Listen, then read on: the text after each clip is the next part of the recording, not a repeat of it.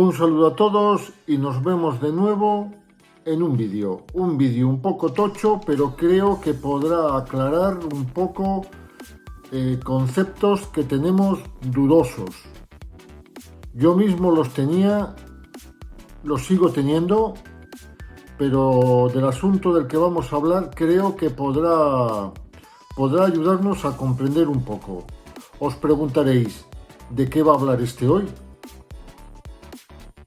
Menudo rollo nos va a meter, ¿no? Pues no, yo creo que es algo muy aclaratorio y que os servirá para comprender más el asunto Negreira y los nuevos cargos que se le han imputado al Fútbol Club Barcelona como entidad y a distintas personas individuales. Vamos a hablar de las dudas judiciales que se plantean en el caso Negreira. Si yo os digo que el juez Aguirre es un juez, ya os lo he dicho, juez Aguirre es un juez exactamente, pero hay distintos tipos de jueces y uno de ellos es el juez instructor. Pues bien, el señor Aguirre es un juez instructor. ¿Qué quiere decir esto? Juez instructor es aquel que construye un caso a través de pruebas, indicios, documentos, revisa el Código Penal y mira a ver cuáles son los delitos que más se aproximan, según su concepto, al caso que está construyendo. Queda claro. Por lo tanto, el juez instructor no es el que decide al final qué condena o con qué cargos se juzga a las personas físicas o a las entidades, como es en el caso del Fútbol Club Barcelona y de los expresidentes que en teoría se les ha imputado varias acciones. Sobre todo, una de ellas es la de cohecho, que la de cohecho trae más problemas. Solo os voy a adelantar que la de cohecho, o en esta imputación de cohecho cuando se juzgue, el que decide, una de las partes que deciden, es un jurado popular. Al principio del caso, este asunto iba por corrupción deportiva, pero según el auto del juez Aguirre, en muchos casos, en este asunto concretamente, da por seguro, por medio de indicios y de deducciones, que hay culpabilidades.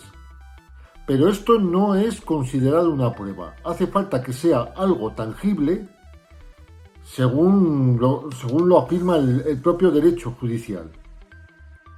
Y el mismo juez, en distintas partes de su auto, afirma de que no hay pruebas exactas, pero que se intuye, se deduce que hay indicios de.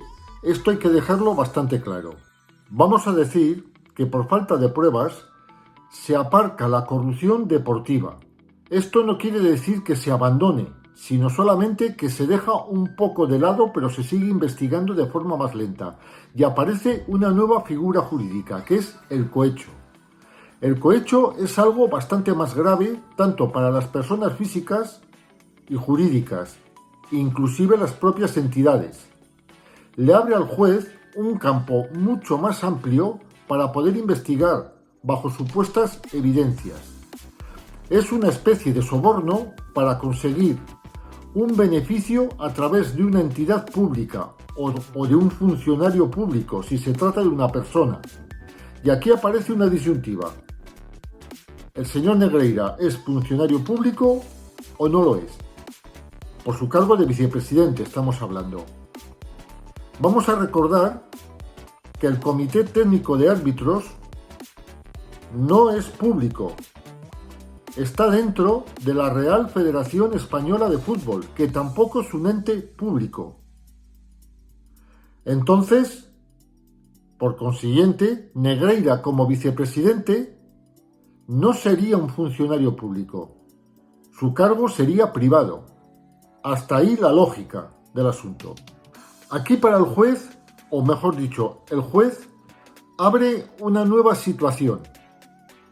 Es decir, buscar jurisprudencia dentro de casos similares en la Unión Europea.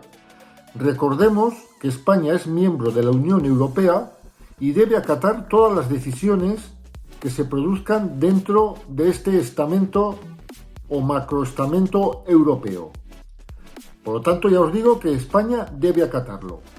Entonces de aquí sale el intento de hacer pasar al señor Negreira como funcionario público. Y todo viene a raíz de una sentencia de fútbol dada, no recuerdo exactamente el caso, pero dada en la Federación Italiana, que se juzgó a una persona que era privada o estamento, no sé exactamente que era privado, pero se le juzgó como público y ha creado jurisprudencia legal. Pero con esto no se acaba todo, porque estamos hablando de la situación desde el punto de vista del juez instructor. Pero después de todas estas valoraciones van a venir las que harán tanto Fiscalía como los abogados de defensa o acusaciones particulares. De hecho, en principio, expertos importantes están hablando de que esto va a tener poco recorrido. Ya no solo por la posibilidad de poder desmontar el cohecho en sí, sino también de que de hecho no sea cohecho, y perdón por la redundancia de significados. Es decir, también que Negreira, como vicepresidente del Colegio Técnico de Árbitros, no fuera un cargo público. Vamos a recordar otra vez que el juez Aguirre solo es el juez instructor y que no es el que va a juzgar el caso. Esto ha confundido a la gente, porque al decir juez Aguirre, juez Aguirre, juez Aguirre, todo el mundo ha pensado que es el juez que va a juzgar y es el que está creando el caso. Juez instructor, vamos a decirlo, ¿eh? También, y no es ningún tipo de insinuación, en casos similares que se le han producido a este juez, en el que ha aplicado el cohecho, realmente las sentencias le han sido desfavorables. Le han sido desfavorables porque se ha reconocido en otros casos que estaba mal aplicado. Y este puede ser uno de los casos. Aplicar o intentar aplicar una situación de cohecho a un cargo de un ente privado que no es público, por mucho que se intente hacer ver que cuando cumplía sus funciones el señor Negreira era personaje público.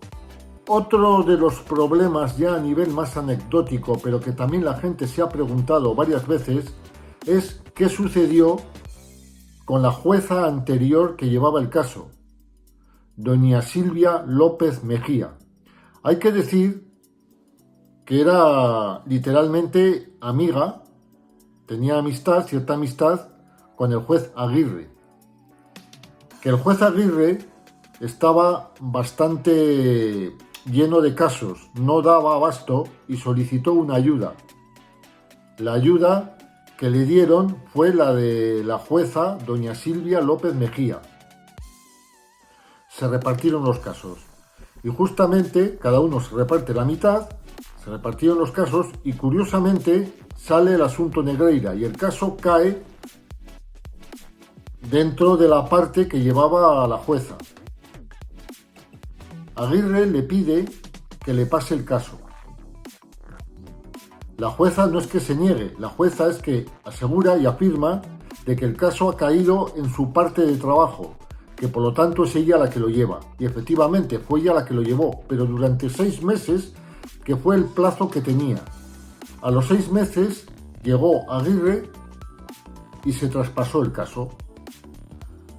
Se rumorea luego pues que perdieron esta amistad que tenían. Yo ahí ya no voy a entrar, pero bueno, es curiosa la situación, que el caso cae a la jueza Silvia López Mejía y que el señor Aguirre le pida que le traspase el caso. Por eso, en principio, las primeras investigaciones las lleva la jueza. Es ella la que lo lleva. No encontró mucho recorrido, pero claro, su tiempo pasó y aprovechándose de esta situación un poco, pues el juez Aguirre cargó con el caso. Y de ahí hasta ahora. Espero que todo esto te haya servido de ayuda. A mí me ha ayudado a comprender. Sigo teniendo puntos oscuros, pero creo que ayuda a comprender de una forma muy sencilla. Desde luego es algo mucho más amplio el asunto, los conceptos son mucho más complicados, es una bola, es mucho más complicado, y de cuestiones jurídicas me parece que ni yo ni vosotros estamos hechos para esto. No es una cuestión deportiva, pero hay que comentarla y aclararla porque atañe al Fútbol Club Barcelona ante esta nueva imputación de cohecho. No os asustéis tampoco si el club no hace declaraciones al respecto. Vamos a recordar que hay una máxima jurídica que dice: todo lo que digas puede ser utilizado en tu contra.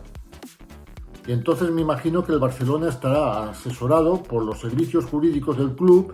Recordemos que el propio Laporta es abogado y ellos sabrán los caminos que deberán tomar. Pero no os asustéis. Ni la FIFA ni la UEFA de momento van a sancionar hasta que no haya una sentencia clara. Esto es solamente la creación de un caso en manos de un juez instructor, que no es el que juzga.